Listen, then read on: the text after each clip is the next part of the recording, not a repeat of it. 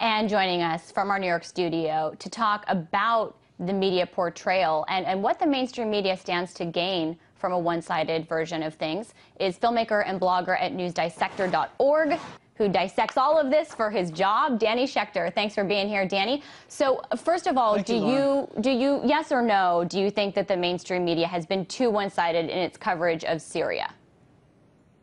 Well, you know, like in many other conflicts, the coverage tends to reflect often the political outlook of the countries, you know, for whom the TV networks work. I mean, the countries in the Gulf area, some of them have very good relations with Syria. So the coverage hasn't been as sharp as it has, let's say, in other countries.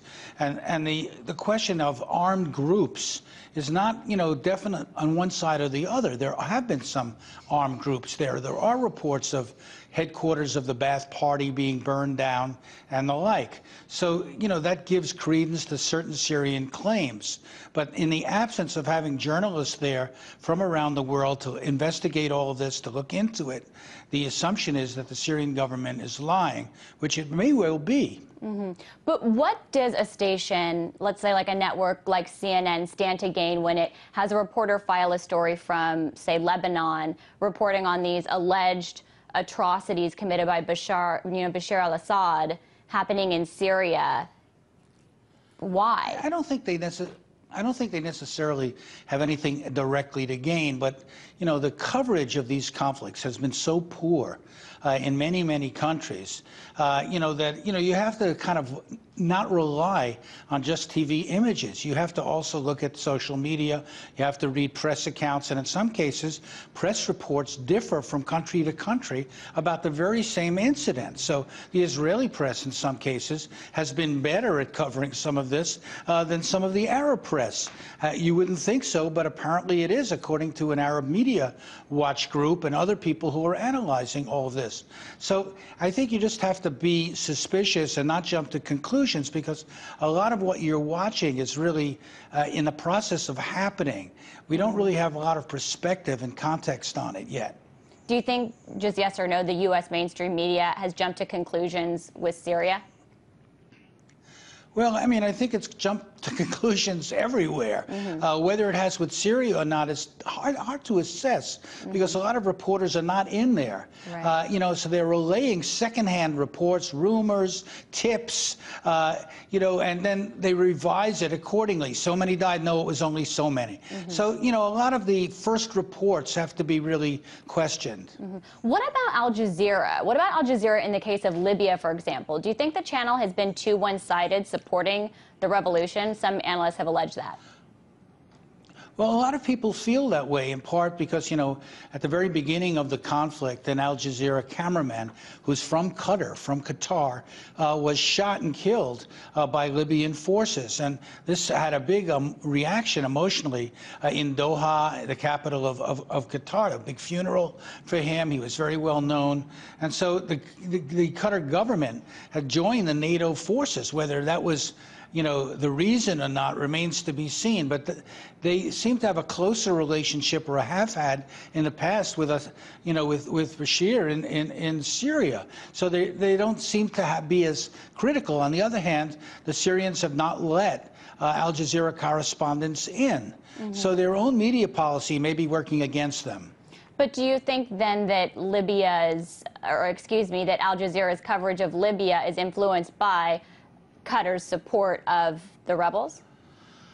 Well, you know, they would deny it. You know, a lot of people think it may be. You know, I don't watch it enough to know, but there's definitely been shall we say, a bias in support of the rebels there, without the kind of critical reporting that we've seen in other countries. There's also criticism of, you know, of Al Jazeera coverage of Bahrain, in part because the Emir of Qatar is, you know, and the Gulf states are very nervous about what's happening there will soon be happening in their own countries. So yes, everybody has interests to defend and protect, and sometimes they spill over to the way media covers an event or doesn't cover it. And I just want to bring in, just to kind of give an example, one instance. One report took aim at Congressman Dennis Kucinich. It was titled "Secret Files U.S. Officials Aided Gaddafi," and to cite a little bit of that report, if we could bring it up, It was citing, it said it appears Welch, who is a former Bush official, was not the only prominent American giving help to Gaddafi, as NATO and the rebel army were locked in battle with his regime. On the floor of the intelligence chief's office lay an envelope addressed to Gaddafi's son, Saif al-Islam. Inside, I found what appears to be a summary of a conversation between U.S. Congressman Dennis Kucinich, who publicly opposed U.S. policy on Libya, and an intermediary for the Libyan leader's son. And that report goes on, but the allegation is that Congressman Kucinich was helping Gaddafi. Was this a smear piece?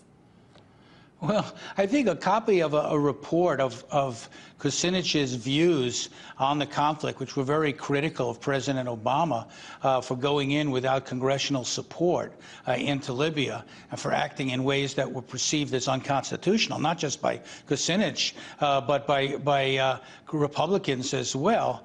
That doesn't constitute direct support for Gaddafi. It can be spun that way. I don't know exactly what happened, but I haven't heard Kucinich's comments on it yet either. So I would be very careful to jump to conclusions based on some document which was not really, it was about Kucinich, not by Kucinich. Right. I want to keep this going for just one minute, because Kucinich, for his part, he said that his questions about the legitimacy of the war and who the opposition was and what NATO was doing were also, very well known and consistent with his official duties, and any implication that he was doing anything other than trying to bring an end to an unauthorized war is fiction. Do you think that Al Jazeera's angle on that delegitimizes his opposition to the war? Well, this was a report by a reporter who found this information.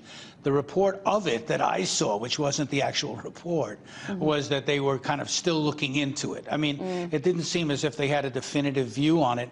I don't think they were blaming Dennis Kucinich, but, so somebody finds a document, and is puzzled by it or is attempting to link it to something else that may or may not exist.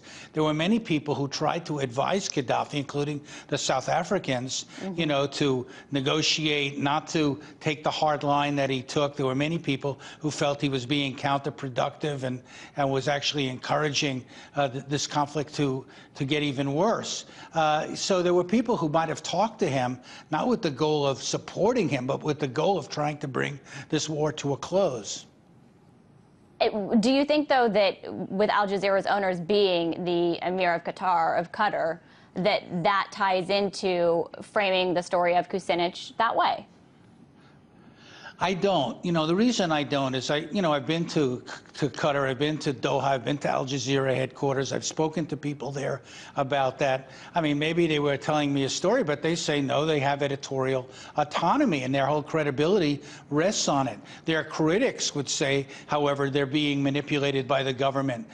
Whether they are or not, you would expect the journalists there to make that claim. A few did resign over the whole coverage of Bahrain, but not about Libya, to my knowledge. So I would tend to trust the Al Jazeera correspondents, who, in my opinion, are ethical and hardworking journalists.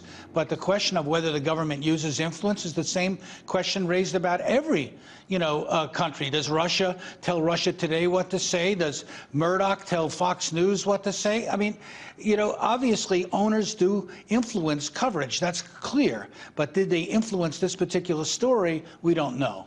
Okay. And do you think that what you're saying, though, does play a role more broadly in the network's coverage of the Arab Spring in general? You mentioned Bahrain. Do you think in this situation of Egypt, for example?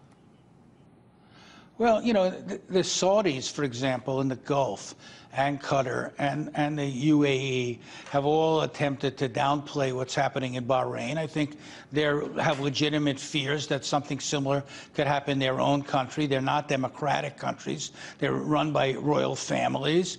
They're often repressive. The freedom of speech is not, fully exist in those countries.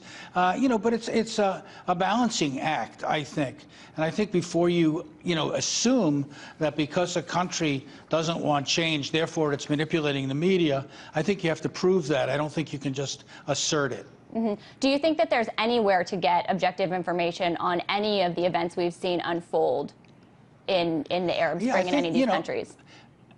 Yeah, I think that you have to understand that the information, the real information, is often in blogs, it's often in social media, it's often in local media, and local as opposed to international media. You know, in other words, if you really are following a story closely, you have to read a number of different media accounts, and out of that come to some conclusion about what the facts really are. I don't think you can rely on any one media outlet. Yeah, I think that's kind of a good litmus, and we thank you for dissecting the news for us, Danny. That was filmmaker and blogger at newsdissector.org, Danny Schechter. It's nice to see you.